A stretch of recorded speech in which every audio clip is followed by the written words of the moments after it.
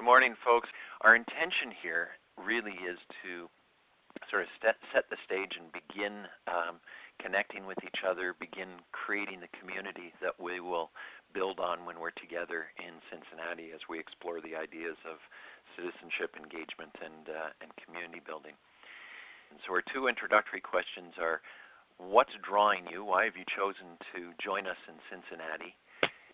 And in one word, what does neighborhood mean to you? Perhaps we could just kick it off by hearing from each of you. Maybe John, start with you.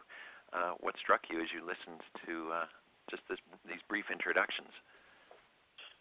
I was very interested in hearing what people are thinking about, particularly in response to the word neighborhood. And somebody in the group that I was eavesdropping on said neighborhood is something that evokes another level of my being. And I thought, what a fascinating notion, that it's a terrain that opens up possibilities in our life that the other terrains that we travel through or occupy don't. And that exploration seems to me to be critical. That is, what is it that this idea, this place, this set of relationships called neighborhood does that nothing else in our life can do? And at the same time, what is it that this set of relationships called neighborhood is uniquely able to do that no other terrain or institution can do? Beautiful. Walter? What strikes me about these comments is that neighborhood requires great intentionality and resolve, that it's not a given, it's not automatic, it's not natural, but it has to be constructed.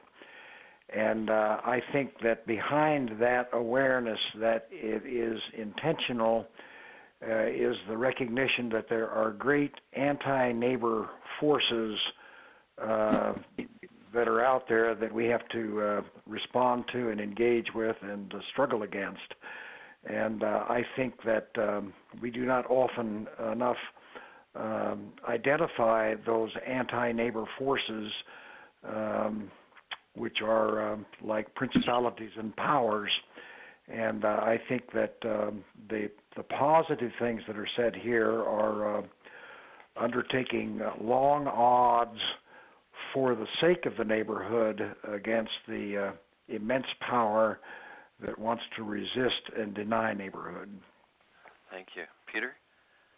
I know a fair number of people in this call, and what strikes me is I've known them for a long time, which means that this gathering and this call and the work we're up to is a lifelong project, and which tells me that if you're interested in short-term results, you probably should find another conference to go to.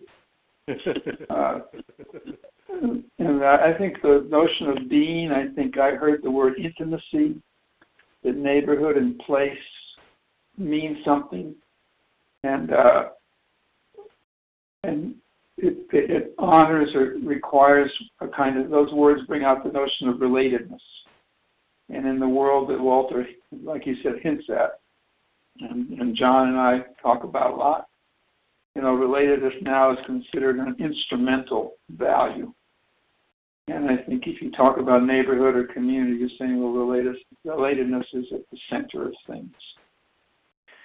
It's interesting as I listen to the three of you and see a thread of sort of connectivity. I listen to the notion of this as a lifelong project, and I too am struck by the number of people, Peter, that collectively we know here, that the lifelong project that needs focus and construction, intentionality and resolve, as Walter put it, to open new possibility, another level to what John heard, and in the context of an environment where there are powers and forces that can make it challenging or difficult.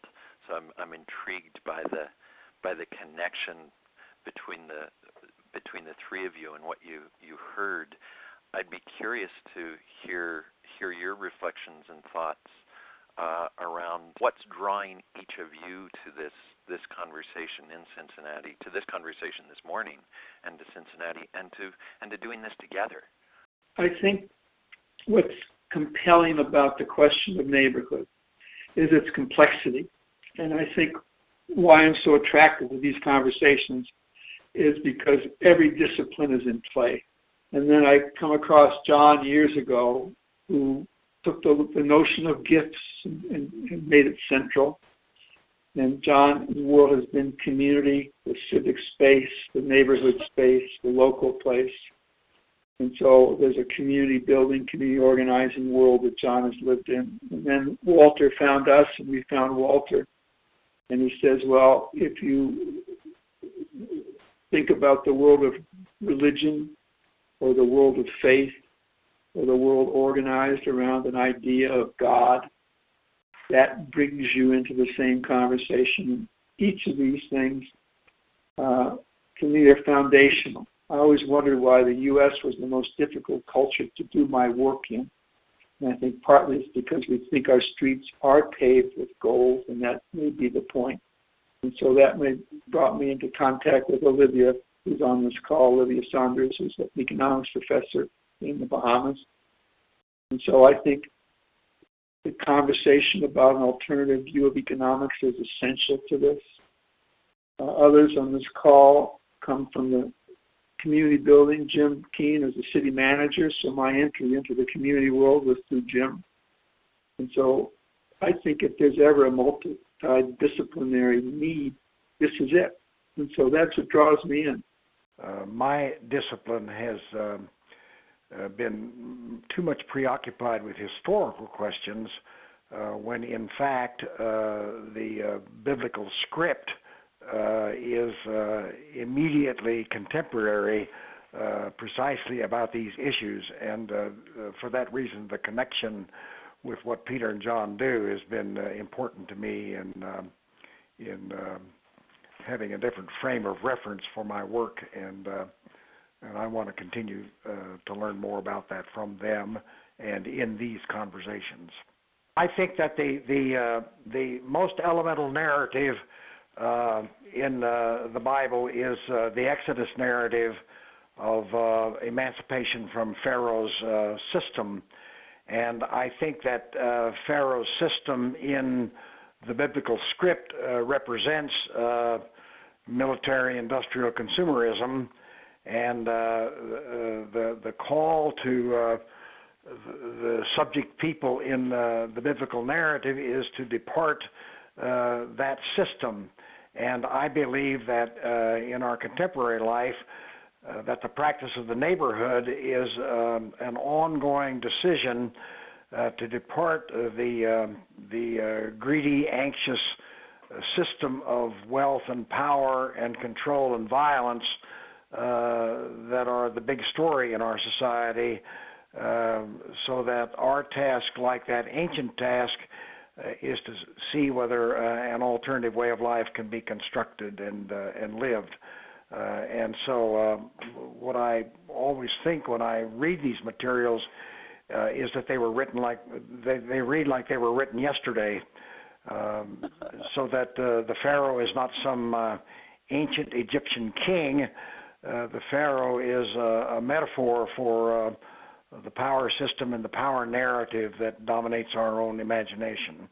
My interest in the discussions that the three of us have had, and have they been formative for me, I have always thought about neighborhoods in a way that didn't include two elements that Peter and Walter have brought to me.